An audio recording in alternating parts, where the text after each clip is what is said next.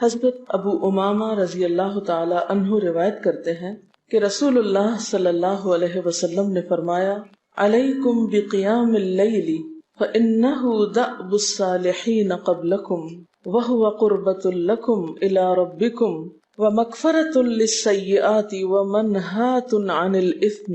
حضرت ابو امامہ رضی اللہ تعالی عنہ سے روایت ہے کہ رسول اللہ صلی اللہ علیہ وسلم نے فرمایا، تہجد ضرور پڑھا کرو کیونکہ وہ تم سے پہلے صالحین کی روش ہے۔ یعنی یہ نماز صرف امت مسلمہ کے لیے نہیں بلکہ ہم سے پہلے دیگر امتوں کے جو نیک لوگ گزرے ہیں ان کی روش بھی یہی ہے، اور تمہارے لیے اپنے رب کے قرب کا وسیلہ ہے۔ یعنی تہجد وسیلہ ہے کس کا؟ اللہ کا قرب حاصل کرنے کا، اور گناہوں کے مٹنے کا ذریعہ ہے، اور مزید گناہوں سے بچنے کا سبب ہے۔ یعنی پچھلے گناہوں کے صاف ہونے کا ذریعہ، نمبر 3 مزید گناہوں سے بچنے کی طاقت انسان کو نصیب ہوتی ہے اس کے ذریعے، یعنی گناہوں سے روک بنتا ہے۔ یہ روایت جو ہے ابن خزیمہ کی ہے۔ حضرت ابو ہریرہ رضی اللہ تعالی عنہ روایت کرتے ہیں کہ رسول اللہ صلی اللہ علیہ وسلم نے فرمایا، اس شخص پر اللہ کی رحمت ہو جو رات کو اٹھا، پھر نماز تہجد پڑھی، پھر اپنی بیوی کو جگایا، پھر اس نے نماز پڑھی، پھر اگر عورت غلبہ نیند کے باعث نہ جاگی تو اس کے منہ پہ پانی کے چھینٹے مارے، اور اس عورت پر بھی اللہ کی رحمت ہو جو رات کو اٹھی، نماز پڑھی، اپنے شوہر کو جگایا، پھر اس نے نماز پڑھی، پھر اگر شوہر نہ جاگا تو اس کے منہ پر پانی کے چھینٹے مارے۔ برابر کی بات ہے، دونوں کے لیے اجر بھی برابر کا ہے اور دونوں کو حق بھی برابر کا ہے جگانے کا، اور دونوں کو پانی کا چھینٹا مارنے کا بھی حق ہے، اور اس میں کسی کی بھی بے عزتی کی بات نہیں۔ یعنی عورت اگر ایسا کرے اپنے شوہر کے ساتھ تو وہ اس کی طرف سے کوئی روڈنس نہیں ہوگی، کیونکہ عام طور پر جب کسی کو نیند کی حالت میں جگایا جاتا ہے اور خصوصاً اگر اس پہ پانی پھینک دیا جائے تو وہ کیا سمجھتا ہے کہ اس کی بہت بے عزتی ہو گئی یا اس کے ساتھ بہت برا کیا گیا، اور عموماً لوگ اس وقت بہت غصے کا مظاہرہ پھر کرتے ہیں کہ کیوں جگایا جا رہا ہے۔ حضرت ابو ہریرہ رضی اللہ تعالی عنہ کہتے ہیں کہ رسول اللہ صلی اللہ علیہ وسلم فرماتے تھے، فرض نماز کے بعد سب نمازوں سے افضل تہجد کی نماز ہے۔ یعنی فرائض بہرحال افضل ہے اور نوافل میں سب سے افضل تہجد کی نماز۔ رسول اللہ صلی اللہ علیہ وسلم نے فرمایا، جب انسان سوتا ہے تو شیطان اس کے سر کی گدی پر 3 گریں لگاتا ہے اور کہتا ہے کہ رات بڑی لمبی ہے، اس کو تھپکی دیتا ہے اور کہتا ہے لمبی رات ہے، ابھی سوئے رہو، ابھی ٹائم ہے، ٹھہر کے اٹھنا، یعنی اس کو سلائے رکھتا ہے۔ اگر وہ بیدار ہو کر اللہ کا ذکر کرے، یعنی آنکھ کھلے اور اللہ کا ذکر کو شروع کر دے تو ایک گرہ کھل جاتی، شیطان کے پھندے سے انسان آزاد ہونے لگتا ہے۔ اگر وضو کرے تو دوسری گرہ کھل جاتی، اگر نماز پڑھے تو تیسری گرہ کھل جاتی، اور وہ شادمان اور پاک نفس ہو کر صبح کرتا ہے۔ یعنی جو شخص صبح نماز کے وقت پر، تہجد کے وقت یا پھر کم از کم فجر کے وقت اٹھ جاتا ہے، اللہ کا ذکر کرتے ہوئے وضو کرے اور پھر نماز پڑھ لے، سورج نکلنے سے پہلے پہلے یہ کام کر لے تو وہ ایک مطمئن شخص کی طرح اٹھتا ہے، ورنہ اس کی صبح خبیث اور سست نفس کے ساتھ ہوتی۔ عام طور پر ہم اطمینان کی تلاش میں رہتے ہیں، سکون کی تلاش میں رہتے ہیں، اور یہ سوچتے ہیں کہ ہمیں ڈپریشن ہے یا ہمارے اندر ایک غم ہے، تو ہم اس کے اسباب نہیں جانتے کہ سبب کیا ہے۔ ان کے اسباب میں سے ایک بڑا سبب شیطان کی گرفت میں ہونا ہے، اور شیطان اپنی گرفت ویسے تو دن کے وقت بھی انسان پر رکھتا ہے، لیکن خصوصاً رات کے وقت جب انسان سو جاتا ہے تو وہ نہیں چاہتا کہ سوتا ہوا اٹھے انسان، اور اگر انسان ہمت کر کے اٹھ جاتا ہے، ذکر کرتا ہے، وضو کرتا ہے اور نماز پڑھ لیتا ہے تو یہیں سے اطمینان قلب کا آغاز ہو جاتا ہے، اس کی تسلی ہو جاتی۔ رسول اللہ صلی اللہ علیہ وسلم نے فرمایا، اللہ تعالیٰ ہر رات آسمان دنیا پر نزول فرماتے ہیں، یعنی زمین سے سب سے قریبی آسمان پر۔ جب 1/3 رات باقی رہ جاتی ہے تو فرماتے ہیں، ہے کوئی جو مجھے پکارے؟ اس وقت اللہ تعالیٰ بندوں کو پکارتے ہیں، ہے کوئی جو مجھے پکارے میں اس کی دعا قبول کروں؟ ہے کوئی جو مجھ سے مانگے میں اس کو دوں؟ ہے کوئی جو مجھ سے بخشش طلب کرے تو میں اس کو بخش دوں؟ گویا یہ وقت دعا کی قبولیت کا وقت ہے، انسان جو مانگے اس کو ملتا ہے، اور خصوصی طور پر بخشش کے طلب کرنے کا وقت، جیسے قرآن پاک میں آتا ہے وَبِالْأَسْحَارِ هُمْ يَسْتَغْفِرُونَ وَبِالْأَسْحَارِ هُمْ يَسْتَغْفِرُونَ، اور سحری کے وقت وہ استغفار کرتے ہیں۔ اب ہو سکتا ہے کہ آپ کہیں کہ نہیں، ہم نے تو زندگی میں کوئی خاص گناہ کیے ہی نہیں، اس لیے ہمیں تو بخشش کی ضرورت ہی نہیں۔ بخشش مانگے گناہگار لوگ، ہم تو نیک لوگ ہیں، نیک کام کرتے ہیں، دن رات قرآن پڑھتے پڑھاتے ہیں، اس لیے ہماری تو ضرورت نہیں۔ نبی صلی اللہ علیہ وسلم جن کے اگلے پچھلے سب قصور معاف کر دیے گئے تھے، وہ اتنا لمبا قیام کرتے تھے کہ ان کے قدم مبارک سوج جاتے تھے۔ حضرت مغیرہ فرماتے ہیں رسول اللہ صلی اللہ علیہ وسلم نے اتنا لمبا قیام کیا رات کو کہ آپ کے پاؤں سوج گئے۔ آپ سے سوال کیا گیا کہ آپ اتنی مشقت کیوں کرتے ہیں، اپنے آپ کو اتنا کیوں تھکاتے ہیں، حالانکہ آپ کے تو سارے گناہ معاف کر دیے گئے۔ آپ نے فرمایا کیا میں اللہ کا شکر گزار بندہ نہ بنوں؟ یعنی صرف گناہوں کی بخشش ہی نہیں بلکہ نعمتوں پر شکر بھی واجب ہے۔ جہاں ایک طرف گناہوں کی بخشش انسان کے لیے اللہ کے قرب کے راستے ہموار کرتی ہے، وہاں اللہ تعالیٰ کا شکر ادا کرنا بندے کو اللہ کا قرب عطا کرتا ہے۔ اچھا، اب پہلی سنت میں آپ کو بتاؤں گی کہ اگر آپ تہجد کے وقت اٹھے ہیں تو سب سے پہلے آپ کیا پڑھیں گے۔ حضرت عائشہ رضی اللہ تعالیٰ عنہا فرماتی ہیں کہ رسول اللہ صلی اللہ علیہ وسلم جب رات کو تہجد کے لیے اٹھتے تو یہ پڑھتے 10 بار اللہ اکبر، 10 بار الحمدللہ، 10 بار سبحان اللہ و بحمدہ، 10 بار سبحان الملک القدوس، 10 بار استغفر اللہ، 10 بار لا الہ الا اللہ، اور پھر 10 بار اللہم اعوذ بک من ضیق الدنیا و ضیق یوم القیامہ، میں تیری پناہ میں آتا ہوں دنیا کی تنگی سے اور قیامت کے دن کی تنگی سے۔ اللہم اعوذ بک من ضیق ضاد یہ قاف من ضیق الدنیا و ضیق یوم القیامہ، یہ بھی 10 بار۔ اور پھر فرماتے اللہم اغفر لی واہدنی وارزقنی وعافنی، پھر وضو کرتے اور تہجد شروع کرتے، یعنی یہ بھی وضو سے پہلے آپ پڑھ لیتے تھے۔ تو آپ کیا کر سکتے ہیں، جیسے آنکھ کھلی یا بستر پر لیٹے ہیں تو بعض اوقات ایسا ہوتا ہے نا کہ انسان سوچتا ہے اچھا ایک سائڈ پہ سو کے اتنے تھکے ہوئے ہوتے ہیں کہ آپ ایک دم نہیں اٹھ پاتے۔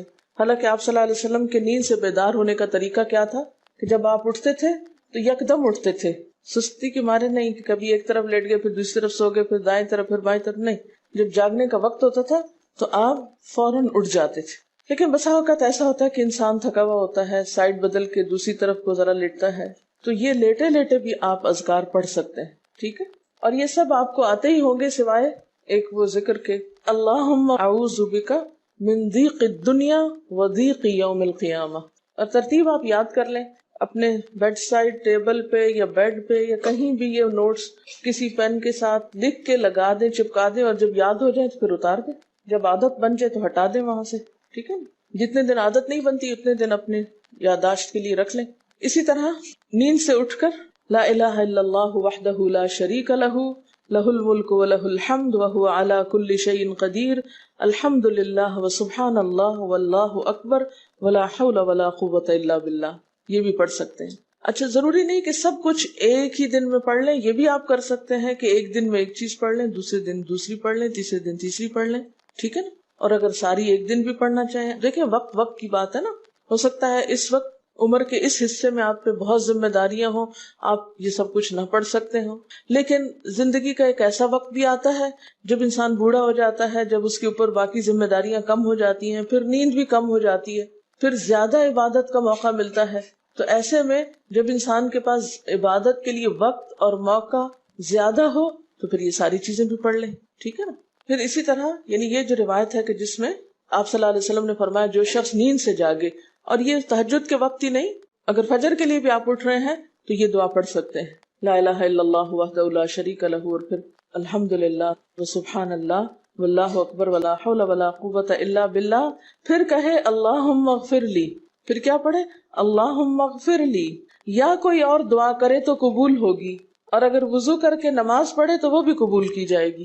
صبح اٹھتے ہی اللہ کی تعریف، اور آپ کو معلوم ہے کہ یہ جو چوتھا کلمہ ہے نا لا الہ الا اللہ وحدہ، اس کو دعا بھی کہا گیا، حالانکہ اس میں صرف اللہ تعالیٰ کی حمد و ثنا ہے، اور یہ یوم عرفہ کی دعا ہے۔ حدیث میں آتا ہے کہ مجھے اور مجھ سے پہلے انبیاء کو اس دن کی جو بہترین دعا سکھائی گئی یعنی یوم عرفہ کی دعا وہ لا الہ الا اللہ وحدہ لا شریک لہ، حالانکہ اس میں مانگنے کی تو کوئی چیز ہی نہیں، صرف اللہ کی حمد و ثنا ہے۔ جیسے حضرت ایوب علیہ السلام نے کہا تھا انی مسنی الضر وانت ارحم الراحمین، مانگا کچھ نہیں، انت ارحم الراحمین، انت ارحم الراحمین۔ اللہ تعالیٰ کی تعریف کر کے اللہ تعالیٰ کے نام کے ساتھ اس کو اگر انسان پکار لیتا ہے تو یہ بھی اس کے لیے بہت کافی۔ ایک اور روایت میں آتا ہے رسول اللہ صلی اللہ علیہ وسلم جب تہجد کے لیے اٹھتے یعنی آپ ایک مرتبہ اٹھے، یعنی جو صحابی روایت کرتے ہیں، تو آپ نے بیٹھنے کے بعد آسمان کی طرف نظر کر کے سورۃ آل عمران کی آخری 11 آیات 190 سے لے کر 200 تک 11 آیتیں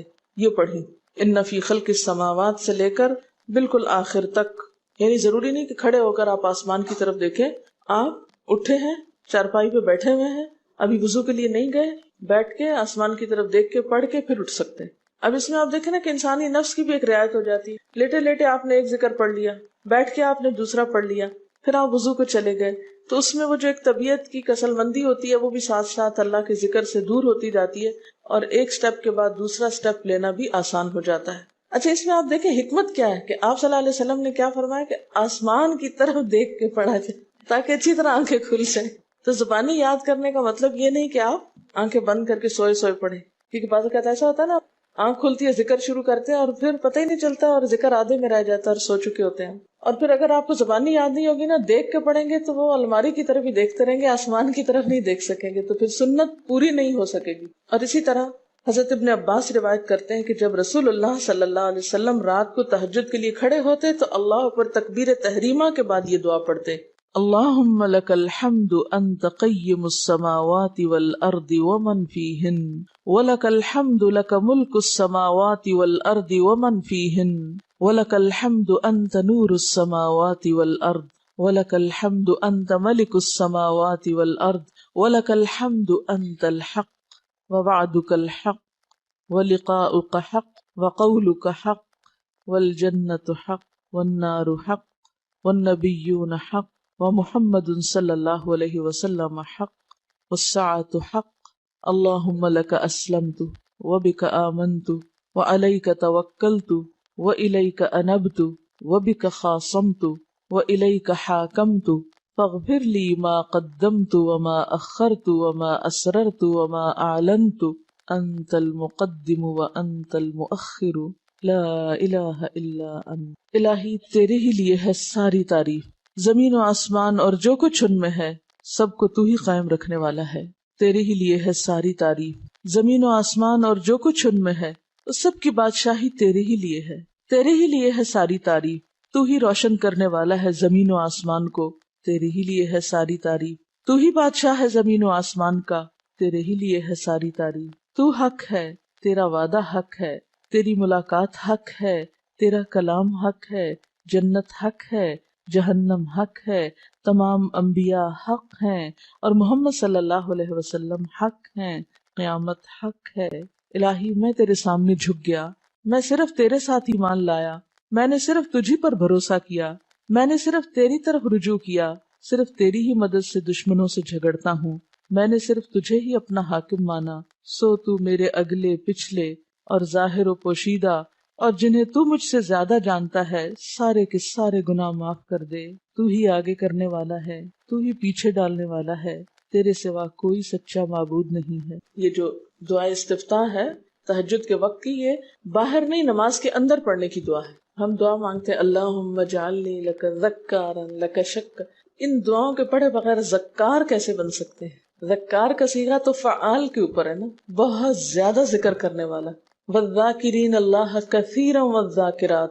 تو ذاکرات کیسے بن سکتے ہیں جب تک کہ یہ دعائیں زبانی نہ آتی ہوں اور اپنے وقت پر نہ پڑھی جاتی ہوں. ویسے بھی ذکر بہت اچھی چیز ہے، لیکن جو مسنون ذکر ہے اور جو نبی صلی اللہ علیہ وسلم کے طریقے کے مطابق ہے، جو اطمینان قلب اور خوشی اس وقت اس کام کو اس طریقے پہ کر کے نصیب ہوتی ہے، وہ اس کے علاوہ نہیں ہوتی. اگرچہ اس سے خوشی ہوتی ہے لیکن اس طرح کی نہیں نصیب ہوتی، اس طرح کا اطمینان نہیں ہوتا. آپ تجربہ کر کے دیکھ لیں، سنت کے مطابق زندگی گزارنا اور اپنی مرضی کے مطابق زندگی گزارنا، یہ دو مختلف لائف سٹائلز ہیں، دو مختلف طریقہ ہے زندگی ہیں. دونوں کا امپیکٹ فرق ہوتا ہے، اثرات فرق ہوتے ہیں. اور یہ نہیں کہ یہ کوئی بہت مشکل عمل ہے، بہت مشکل کوئی نہیں ہے، ہم کر سکتے ہیں. لیکن بات یہ ہے کہ ہم کرنے کی کوشش کریں، ارادہ تو کریں. پہلے تو آپ اپنے آپ سے یہ پوچھیں ارادہ بھی کیا کہ نہیں، کیونکہ اگر ارادہ ہو گیا نا تو کام بھی ہو جائے گا. مشکل یہ ہے کہ ہم جب کوئی ایسا کام سنتے تو پھر سوچتے نہیں ہمارا تو حالات اتنے کٹھن ہیں کہ یہ عمل ہمارے لیے نہیں، ویسے بھی نفل ہے، کوئی بات نہیں، نہ بھی ہو سکا تو کیا ہے، یہی کہہ کے ہم چھوڑ دیتے ہیں چیزوں کو کہ نہیں. لیکن میں سمجھتی ہوں کہ جو عمر آپ بچیوں کی خاص طور پر اس وقت اس عمر کو غنیمت سمجھے اور اس میں آپ نے جو کچھ اب یاد کر لیا، عادت ڈال لی، وہ اگلی زندگی میں شدید مصروفیت کے باوجود بالکل عادت ثانیہ ہو جائے گی، ایک روٹین ہو جائے گی اور آپ کو مشکل نہیں ہوگی. لیکن اگر اب نہیں عادتیں ڈالی، کل کو یا نئے سرے سے عادت ڈالنا بہت مشکل ہوگا. سنت مشکل نہیں ہے، صرف یہ ہے کہ ارادے، نیت اور پھر کوشش کی ضرورت. کر لیں گے تو ہو بھی جائے گا، آخر کرنے والے کرتے ہیں. لیکن جب پہلے ہی سے سوچ لیتے نہیں بڑا مشکل، تو اللہ والے کرتے ہیں اور وہ تو نیک لوگوں کا کام ہے. ہم تو نہ اللہ والے ہیں اور نہ ہی نیک ہیں، تو کیوں نہیں ہے، ہو جائے. اب آپ صلی اللہ علیہ وسلم کے تہجد کی کیفیت کیا تھی؟ حضرت ابو ذر کہتے ہیں کہ رسول اللہ صلی اللہ علیہ وسلم نے تہجد میں اتنا قیام کیا کہ اس ایک آیت کو پڑھتے پڑھتے صبح کر دی. ایک آیت پڑھتے پڑھتے صبح کر دی. کون سی آیت تھی وہ؟ ان تعذبہم فانہم عبادک وان تغفر لہم فانک انت العزیز الحکیم. ایک آیت کو اتنی دفعہ پڑھا اور پڑھتے رہے اور پڑھتے رہے اور پڑھتے رہے، اسی میں صبح ہو گئی. تو طویل قیام جو ہے ضروری نہیں کہ وہ صرف کس وقت ہو، کوئی لمبی سورت پڑھ کے ہی. چھوٹی سورت بھی ہو سکتی ہے، لیکن روح کے ساتھ، شعور کے ساتھ اگر آپ دہرا کے بھی پڑھیں. مثال کے طور پہ آپ نے کوئی سورت یاد کر لی ہے اور آپ پڑھنے کھڑے ہوئے ہیں اور آپ کو صحیح طرح آتی نہیں ہے، یا آتی ہے تو اتنی تیز نہیں آتی، بہت رٹی ہوئی نہیں ہے، تو کوئی بات نہیں. ایک آیت کو 2 دفعہ 3 دفعہ بھی آپ اس کو پڑھ سکتے ہیں اور اس طرح بھی پڑھ کے لمبا کر سکتے ہیں. یعنی طویل قیام صرف زیادہ قرات سے ہی نہیں، مختلف طریقوں سے ہو سکتا ہے. یہ آیت ہے سورۃ المائدہ کی 118 نمبر آیت ہے. اگر تو انہیں عذاب دے تو وہ تیرے بندے ہیں، اور اگر تو انہیں معاف کر دے تو یقیناً تو غالب اور حکمت والا ہے. حضرت حذیفہ رضی اللہ تعالی عنہ نے نبی صلی اللہ علیہ وسلم کو تہجد پڑھتے دیکھا. وہ کہتے ہیں سورۃ فاتحہ کے بعد آپ نے سورۃ بقرہ پڑھی، پھر رکوع کیا. آپ کا رکوع آپ کے قیام کی مانند تھا. ہماری تو کمر نہ ٹوٹ جائے. کر کے تو ذرا دیکھیں. میں نے زندگی میں پہلی دفعہ رمضان میں طویل رکوع اور سجدے کا موقع ملا. اس سے پہلے تو اس طرح کا سچ پوچھے کانسیپٹ بھی کوئی نہیں تھا، کیونکہ بہت سی چیزیں جب ہم پڑھتے ہیں تو ہم کہتے ہیں ہاں یہ نبی صلی اللہ علیہ وسلم کے لیے ہے، یہ تو آپ کی شان ہے اور آپ کا مقام ہے. ہم تو عام کمزور بندے ہیں. اصل میں ہم کمزور کیوں ہیں؟ اس لیے کہ ہم نے اپنی انرجیز بیکار باتوں میں بہت لگا رکھی ہیں. بیکار غم پالے ہوئے ہیں، بیکار مشغلے ہیں، بیکار گفتگویں ہیں. انرجی تو لگتی ہے نا. آپ فضول کی باتیں سوچیں تو کیا انرجی نہیں لگے گی؟ آپ لایانی چیزوں پہ کڑنا شروع کر دیں، کیا انرجی نہیں لگے گی؟ لگے گی. تو پھر آپ کے پاس کوئی تعمیری مثبت کام کرنے کے لیے نہ وقت ہے نہ انرجی ہے. پھر اس وقت تک آپ خالی ہو چکے ہوتے ہیں. رات کو دیر تک آپ اگر فضول گپ شپ کرتے رہے تو صبح اٹھے گا کون، اور پھر صبح پڑھے گا کون، اور اگر پڑھے بھی تو کیا پڑھے اس میں. کبھی آپ نے سوچا کہ احادیث کی یہ جو کتابیں ہیں یہ ساری کی ساری صرف آپ کی گفتگو نہیں، آپ کے عمل کا بھی احاطہ کیے ہوئے ہیں، اور ٹوٹل آپ کی گفتگو یہی ہے. اور اگر ہم اپنی گفتگو کو دیکھیں اور ہماری باتوں کی کوئی کتاب تیار ہو، نبی صلی اللہ علیہ وسلم کی عظمت کو پہچانیں. ہم اپنی گفتگو کا جائزہ لیں. اگر ہماری گفتگو بھی ریکارڈ ہو کر لوگوں کے پاس جانے لگے، لوگوں تک پہنچنے لگے، ہم عملی نمونہ کیوں نہیں لوگوں کے لیے؟ ہمیں دیکھ کر لوگوں کے عمل کیوں نہیں بدلتے؟ ہماری بات لوگوں پر اثر کیوں نہیں کرتی؟ کبھی سوچا ہم نے؟ صرف اپنی گفتگو کے آئینے میں ہی اپنے آپ کو پہچان لے کہ ہم کہاں ہیں، کون ہیں، کہاں کھڑے ہیں، لوگوں کے بیچ میں کیا باتیں کرتے ہیں، لوگوں کے پیٹھ پیچھے کیا باتیں کرتے ہیں، کہاں کس حال میں کیا کر رہے ہوتے ہیں. ہر شخص اپنے آپ کو خود پہچان سکتا ہے. کیا واقعی ہم اس لائق ہیں کہ کوئی ہم سے کچھ سیکھے؟ صرف اپنی گفتگو کے آئینے میں خود کو پہچانے. بعض اوقات کتنا بیکار بولتے ہیں، کتنا بے مقصد بولتے ہیں، کتنا ضرورت سے زائد بولتے ہیں. اس کا یہ مطلب نہیں کہ مصنوعی خاموشی اپنے اوپر مسلط کر لیں، کیونکہ پھر ہم دوسری ایکسٹریم پہ نکل جاتے ہیں. لیکن بامقصد گفتگو کتنی ہے ہماری باتوں میں جو واقعی فائدہ مند ہو، تو پھر ذرا روک بھی لیا کریں نا اپنے آپ کو. اپنے ساتھ خود ہی محنت کریں گے تو بات بنے گی. سوچیں تو، احساس تو کریں. جب کریں گے تو انشاءاللہ کامیابی بھی ہوگی. لیکن پہلی بات تو یہ نا کہ ہم جو کچھ کرتے ہیں نہ اس کا حساب کرتے ہیں، نہ اس کے بارے میں سوچتے ہیں کہ ہم کر کیا رہے ہیں. ہمیں نیکی نہ کرنے کا موقع یا ہمارے نیکی نہ کرنے کا ایک سبب اور ایک بڑی وجہ ہماری انرجیز کا بیکار چیزوں میں استعمال ہونا ہے، فضول کی سیاست میں ملوث ہونا ہے. اپنی ذمہ داریوں کا ہمیں ہوش نہیں ہوتا، دوسروں کے کاموں میں مداخلت خوب سوچتی ہے. خود کیا کر رہے ہیں اس کا کچھ پتہ نہیں، دوسرے کیا کر رہے ہیں اس سے بہت دلچسپی، یا کیا نہیں کر رہے. بہت سے لوگ، بہت سی خواتین کمر درد کی شکایت کرتے، اور اس کی ایک بڑی وجہ نمبر 1 رکوع کا صحیح پوزیشن پہ نہ ہونا ہے، اور نمبر 2 اس پوزیشن پہ کوئی ایکسرسائز نہیں ہماری ہوتی. یہ بتا رہی ہیں کہ کسی کی کمر میں درد تھا اور ٹھیک نہیں ہوتا تھا کسی چیز سے، تو ڈاکٹر نے ان کو یہ مشورہ کیا کہ طویل رکوع اور طویل سجدے کریں، بیسٹ ایکسرسائز ہے، کر کے تو دیکھیں۔ اور اس میں آپ دیکھیے کہ صحیح پوزیشن پہ لائیں، بالکل اسٹریٹ رکھیں گردن اور کمر کو، پیٹھ اور گردن ایک لائن میں آنی چاہیے۔ بہت سے لوگ یوں ٹیڑھی کرتے، یوں کر کے بس کرتے، یہ غلط پوزیشن ہے، اس سے تو اور بیمار ہو سکتے ہیں۔ کئی لوگ سر پھینک دیتے ہیں نیچے کو، یہ بھی غلط پوزیشن ہے، اس سے بھی کام خراب ہوتا ہے۔ اگر آپ صحیح پوزیشن پہ رکوع لمبا کریں تو یقینی طور پہ کمر درد کا علاج ہے۔ تو پٹھے مضبوط ہوتے ہیں نا کمر کے، آپ اس کو روک کے رکھے ہوتے ہیں ایک سیدھی لائن میں۔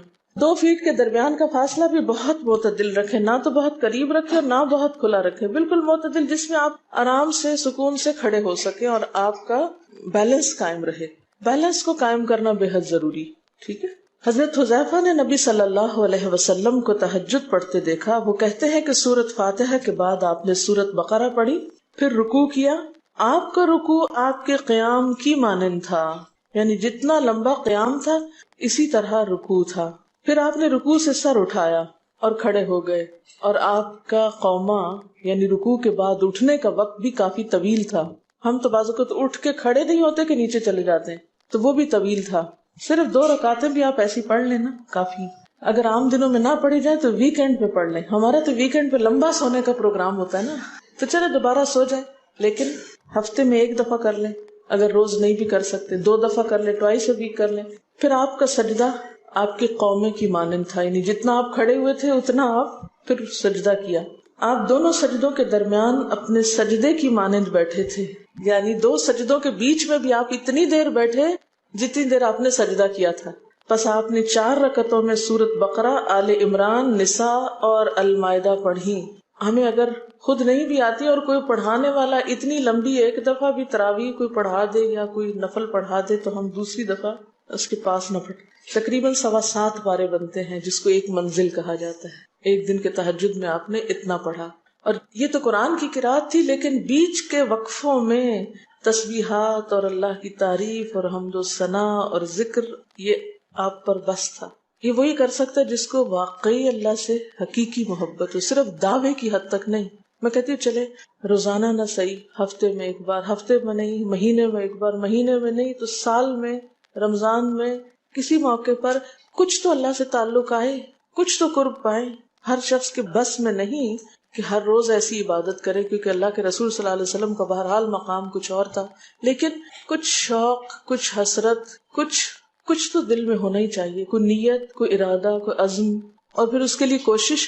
تو وقت بچے گا کچھ آپ کے پاس فالتو باتوں کے لیے، فضول چیزوں کے لیے، کچھ سوچنے کے لیے، ٹینشن کے لیے بچے گا کچھ؟ سب کچھ بھاگ جائے گا، کچھ بھی نہیں بچے گا، کیونکہ ان عبادی لیس لک علیہم سلطان، میرے بندے ان پہ اے شیطان تیرا کوئی زور نہیں چلتا، بس چلتا ہی نہیں ان پہ تیرا، سارا زور ہی ان پہ چلتا ہے جو فالتو ہوتے ہیں۔ فالتو ذہن جو ہوتا ہے وہ شیطان کا گھر ہوتا ہے۔ حضرت حذیفہ بیان کرتے ہیں کہ میں ایک رات آپ صلی اللہ علیہ وسلم کے ساتھ نفلی نماز میں شریک ہو گیا، آپ نے سورۃ بقرہ شروع کر دی، میں نے سوچا کہ آپ 100 آیات پڑھ کر رکوع میں چلے جائیں گے، مگر آپ پڑھتے گئے۔ میں نے خیال کیا کہ سورۃ بقرہ کو 2 رکعتوں میں پڑھیں گے، لیکن آپ پڑھتے رہے۔ آپ نے سورۃ بقرہ ختم کر کے سورۃ نساء شروع کر دی، پھر ختم کر کے آل عمران پڑھنی شروع کر دی، اس کو بھی ختم کر دیا۔ آپ نہایت آہستگی سے پڑھتے جاتے تھے، جب ایسی آیت تلاوت کرتے جس میں سبحان اللہ کہنے کا حکم ہوتا ہے، جیسے سبح بحمد رب جیسے مثال کے طور پر، تو سبحان اللہ کہتے۔ اگر کچھ مانگنے کا ذکر ہوتا تو سوال کرتے، اگر پناہ مانگنے کا ذکر ہوتا تو اعوذ باللہ پڑھتے۔ اس حدیث سے یہ بھی پتہ چلتا ہے کہ سورتوں کی ترتیب ضروری نہیں، کیونکہ آپ نے پہلے النساء پڑھی پھر آل عمران پڑھی۔ یہ جو ہر وقت لوگ پیچھا کیے رکھتے ہیں نا، بعض اوقات تو بہت ضد کرتے ہیں کہ آپ نے پہلی رکعت میں یہ پڑھائی تھی تو دوسری میں یہ کیوں پڑھا دی۔ یہ تو سنت میں ملتا ہے کہ پہلی رکعت طویل ہے دوسری کے مقابلے میں، لیکن یہ لازم نہیں کہ جو پہلی میں پڑھے اس کے بعد آگے والی صورتوں میں سے پڑھے، پیچھے والی میں سے نہیں پڑھ سکتے۔ رسول اللہ صلی اللہ علیہ وسلم نے عبداللہ بن عمرو سے کہا، مجھے بتلایا گیا ہے کہ تم ساری رات نفل پڑھتے اور دن کو روزہ رکھتے ہو، اگر تم ایسا کرو گے تو تمہاری آنکھ کمزور اور طبیعت سست ہو جائے گی، یعنی ہر روز روزہ اور ہر رات جگراتا تمہاری جان اور تمہارے بال بچوں کا بھی تم پر حق ہے، اس لیے روزہ رکھو اور افطار بھی کرو اور رات کو قیام کرو اور سو بھی۔ یعنی ساری رات تہجد پڑھنا یا نفل پڑھنا پسندیدہ نہیں ہے، رات کو سونا بھی پسندیدہ ہے۔ ہمارے ہاں 27ویں رات کو پوری رات جاگنا لازم سمجھا جاتا ہے، تو نبی صلی اللہ علیہ وسلم سے کوئی رات بھی پوری کی پوری جاگنا ثابت نہیں، کیونکہ اگر انسان صرف جاگتا ہی جاگتا چلا جائے تو وہ آسان ہوتا ہے، ایک دفعہ سو کے پھر اٹھنا جو ہے نا وہ اصل میں نفس کا امتحان ہوتا ہے، وہ مشکل ہوتا ہے۔ اسی طرح نبی صلی اللہ علیہ وسلم 3 دن سے کم میں قرآن مجید ختم کرنا پسند نہیں فرماتے تھے۔ آپ نے حضرت عبداللہ بن عمرو سے فرمایا کہ 1 ماہ میں پورا کر لو۔ انہوں نے عرض کی میں اس سے زیادہ تلاوت کی طاقت رکھتا ہوں، تو فرمایا 20 دن میں کر لو۔ ان کا میں اس سے زیادہ کی طاقت رکھتا ہوں، فرمایا 7 دن میں ختم کر لیا کرو، اس سے زیادہ کی اجازت نہیں، یعنی وہ ایک منزل کر کے۔ صحابہ کرام چونکہ اس زمانے میں مصحف اس طرح تھوڑی چھپے ہوئے تھے کہ کتابوں کی شکل میں ہوں، جو قرآن تھا لوگوں کے سینوں میں تھا، یاد کیے ہوئے تھے، اور وہ یاد کیا ہوا کہیں صبح کے وقت الگ بیٹھ کے نہیں پڑھا کرتے تھے، وہ کہاں پڑھتے تھے؟ تہجد میں نماز کے اندر پڑھا کرتے تھے۔ اب یہ تو ہم لوگوں کی مشکل ہوگی نا کہ ہمیں آتا کچھ نہیں زبانی، تو پھر ہم دیکھ کے پڑھتے ہیں تو نماز میں پھر وہ مشکل ہوتا ہے تو الگ رکھ کے پھر اس کو پڑھ رہے ہوتے ہیں، ٹھیک ہے۔ لیکن زیادہ بہترین پڑھنا نماز کے اندر کا پڑھنا ہے، اگرچہ دیکھ کے پڑھنے کی اس میں بھی اجازت ہے، لیکن ان کی چونکہ شدید حرص تھی حضرت عبداللہ بن عمر کی، تو آپ نے ان کو 3 دن کی پھر اجازت دے دی تھی، اور آپ نے فرمایا کہ اس شخص کو قرآن کی کچھ سمجھ نہیں ہو سکتی جو 3 سے بھی کم دن میں قرآن پڑھے۔ نبی صلی اللہ علیہ وسلم نے فرمایا جو شخص رات کے نوافل میں 200 آیات تلاوت کرتا ہے وہ اطاعت گزار مخلص لوگوں میں شمار ہوتا ہے۔ انہ من عبادنا المخلصین، وہ آتا ہے نا قرآن پاک میں انبیاء کی صفت میں سے۔ تو جو شخص رات کو نماز میں یعنی نفل میں 200 آیات تک تلاوت کرتا ہے وہ اطاعت گزار مخلص بندوں میں شمار ہوتا ہے۔ اور سنن دارمی میں واضح طور پر آتا ہے کہ نبی صلی اللہ علیہ وسلم ساری رات نوافل نہیں پڑھا کرتے تھے،